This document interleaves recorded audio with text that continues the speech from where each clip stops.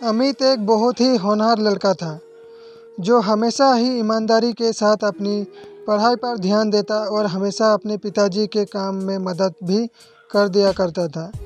ऐसे तो वो बस सिर्फ 12वीं कक्षा के छात्र था, लेकिन फिर भी उसमें गजब का आत्मविश्वास था कि वो अकेले ही अपने पिता का काम संभाल लेता था और साथ में पढ़ाई भी कर लेता था। अमित की मां का देहांत 2 साल पहले ही हो चुका था और उसकी एक छोटी बहन थी जो स्कूल जाती थी, लेकिन कभी कभी इसे भी स्कूल से छुट्टी लेनी पड़ती थी क्योंकि अमित के पिताजी सही समय पर उसके स्कूल की फीस जमा नहीं कर पाते थे। छोटी बहन को पढ़ाई का शौक़ नहीं था, लेकिन फिर भी अपने भाई के कहने पर वो पढ़ाई करने लगती थी। एक दिन छोटी बहन के पड़ोस में रहने वाली उसकी सहेली ने उसे अपने बर्थडे में आने के लिए कहा था। साथ में उसे रेड कलर की ड्रेस पहनने को कहा क्योंकि उसकी बर्थडे पार्टी का थीम रेड कलर थी। अमित की बहन इतनी समझदार नहीं थी और वो बार बार अपने भाई से जिद करने लगी, भैया मुझे नई ड्रेस खरीद कर देना, कल मुझे अमृता के बर्थडे में जाना है जहाँ रेड कलर पहनना होगा। ऐसे में अगर मैं नहीं पहनूंगी तो लोग मेरी हंसी उड़ाएंगे और मुझसे कोई दोस्ती नहीं करेगा। अमित ने कहा, अरे ड्रेस से क्या लेना देना है, तू बस उस पार्टी में जाकर मज़े करके आना। बहन रोते हुए, नहीं भैया मुझे तो वही ड्रेस चाहिए, नहीं तो मैं बर्थडे पार्टी में नहीं जा पाऊंगी। अमित अपनी बहन से बहुत प्यार करता था और इसी वजह से उसने अपनी बहन के लिए नई ड्रेस लाकर दे दी जो लगभग 1500 रुपयों की थी और जिसके लिए उसने अपने दोस्त से उधार भी ले लिया था। ऐसे तो वो बहुत स्वाभिमानी था, लेकिन अपनी बहन के आगे वो कुछ भी नहीं कर पा रहा था। अमित के पिताजी ने कहा, तू अपनी बहन को बिगाड़ता जा रहा है, दिन ब दिन उसकी ख्वाहिश बढ़ती ही जा रही है। देख बेटा, उसके अंदर भी तो ये समझदारी होनी चाहिए कि वो हमारी मजबूरी को समझ सके। हम इतने पैसे वाले नहीं हैं। ये सब बातें दूर से ही अमित की बहन सुन रही थी और उसे ये सुनकर अच्छा नहीं लगा कि उसके पिताजी ने उसे कुछ भी देने से मना किया और उसे समझदार होने की बात भी की है। उसके हिसाब से तो वो सबसे समझदार लड़की थी। उसने अपने पिताजी और भाई की मजबूरी को भी सुनते हुए नज़रअंदाज कर दिया था क्योंकि उसे तो अपनी मनमर्जी का हर वो सामान मिल जाता था जो वो चाहती थी। अमित दिन भर काम करता था और रात में पढ़ाई किया करता था। वो अपनी पढ़ाई को छोड़ना नहीं चाहता था। यूं ही एक दिन वो पढ़ाई कर रहा होता है, अचानक उसके दोस्त राजीव का फ़ोन आता है जो उससे कल होने वाली पार्टी में चलने के लिए कहता है। राजीव ने कहा, अरे चल ना यार, वैसे भी तू रोज़ रोज़ काम करता है, कभी हम दोस्तों के लिए भी समय निकाल लिया कर। अमित ने कहा, हाँ हाँ क्यों नहीं, मैं भी तुम लोगों के साथ चलना चाहता हूँ, लेकिन क्या करूँ, मजबूरी है। मेरे पास तो पहनने के लिए अच्छे कपड़े भी नहीं है और ना ही मैं अपने पिताजी के ऐसे कोई ख्वाहिश करना चाहता हूँ ताकि मेरे पिताजी परेशान हो जाए। राजीव के बहुत कहने पर भी अमित तैयार नहीं होता और वो हमेशा पढ़ाई पर ध्यान लगाना चाहता है। ये सब बातें सोते हुए अमित की बहन सुन लेती है, जिसे थोड़ा थोड़ा अफसोस होने लगता है कि जो भाई उसके लिए सब कुछ करने को तैयार है वो खुद के लिए कभी कुछ कर ही नहीं पाता है। ऐसे में अचानक अमित के पिताजी को किसी दूसरे शहर जाना पड़ा जहाँ पर कुछ ज़रूरी काम आ पड़ा था।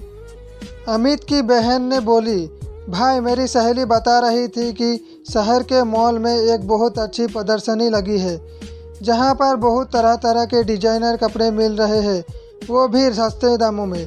मुझे भी वहाँ से कोई अच्छी सी ड्रेस लाकर दे दो ना, जिसे मैं अपने बर्थडे में पहन सकूँ और मेरी सहेलियों को नीचा दिखा सकूँ। अमित ने कहा, तुम यो गलत सोच रही हो, हमें कभी किसी को नीचा नहीं दिखाना चाहिए, बल्कि अपने कर्मों पर भरोसा रखना चाहिए। बहन ने बोला, भैया आप ही मुझे दिला सकते हो, नहीं तो पिताजी तो हमें लेने ही ना दे। दिन भर अपनी मजबूरी बताते रहते हैं और कभी मेरा ध्यान भी नहीं रखते हैं। अमित उस समय चुप हो जाता है क्योंकि उसे अपने पिताजी की मजबूरी अच्छे से मालूम है। लेकिन छोटी बहन इन सब बातों से अनजान थी। तभी अमित को ख्याल आता है कि उस प्रदर्शनी में जाने के लिए महंगे पास की ज़रूरत पड़ती है जो उसके पास नहीं है। ऐसे में वो दौड़कर अपने गुल्लक को टटोलने लगता है और एक एक करके पैसे जोड़ने लगता है ताकि वो अपनी बहन के लिए उस प्रदर्शनी के पास उपलब्ध करवा सके। यो सब देखकर अमित की बहन का कलेजा फट पड़ता है और उसे ज़ोर से रोना आ जाता है। उसे रोते हुए देखकर अमित दौड़कर बहन के पास जाता है। क्या हुआ, तुम इस तरह से क्यों रो रही हो? बहन ने रोते हुए कहा, आज तक आपने हमेशा मेरी खुशियों का ख्याल रखा, हर वो चीज़ मुझे दिलाई जो मैं मांगती रही, लेकिन कभी भी मैंने आपसे यूँ नहीं पूछा कि आखिर आप इन पैसों का इंतज़ाम कहाँ से करते हैं। लेकिन आपको एक एक रुपये जोड़ते देखकर मुझे बहुत दुख हुआ कि आप मेरी खुशी के लिए इतना कुछ कर सकते हैं, लेकिन मैं हमेशा स्वार्थी बनी रही। अमित ने बोला, अरे इतना सोचने की ज़रूरत नहीं है, आखिर मैं तेरा बड़ा भाई हूँ, मैं नहीं करूँगा तो कौन करेगा। बस उसी वक्त अमित की बहन दौड़कर अपने बैग से एक चीज़ निकाल कर लाती है और अमित की आंखों में हाथ रख कर कहती, मैं आपके लिए कुछ लेकर आई हूँ। इस बात से अमित चौंक जाता है और जैसे ही वो अपनी आंखों से बहन का हाथ हटाता है तो देखता है उसकी बहन उसके लिए एक सुंदर सी शर्ट लेकर आई है।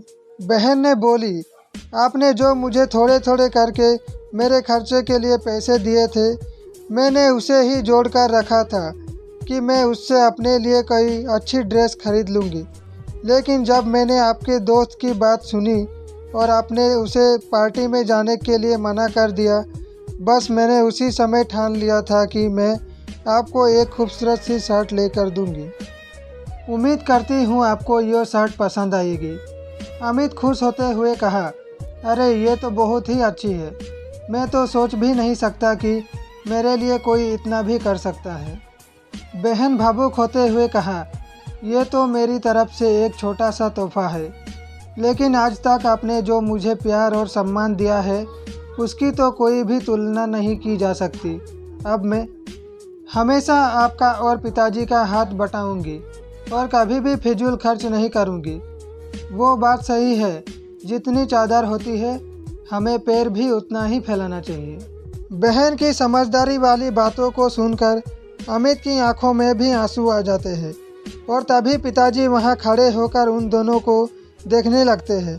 अब पिताजी की आंखों में भी अमित के साथ साथ बहन के लिए भी गर्व के भाव आ जाते हैं और वे दोनों बच्चों को गले से लगा लेते हैं। खुशियाँ हमेशा छोटी छोटी घटनाओं, छोटे छोटे मोमेंट्स में छुपे हुए होते हैं। कभी भी लाइफ में किसी के लिए कुछ बड़ा प्लान करने के बजाय किसी के लिए एक छोटा सा प्रयास भी बहुत मायने रखता है।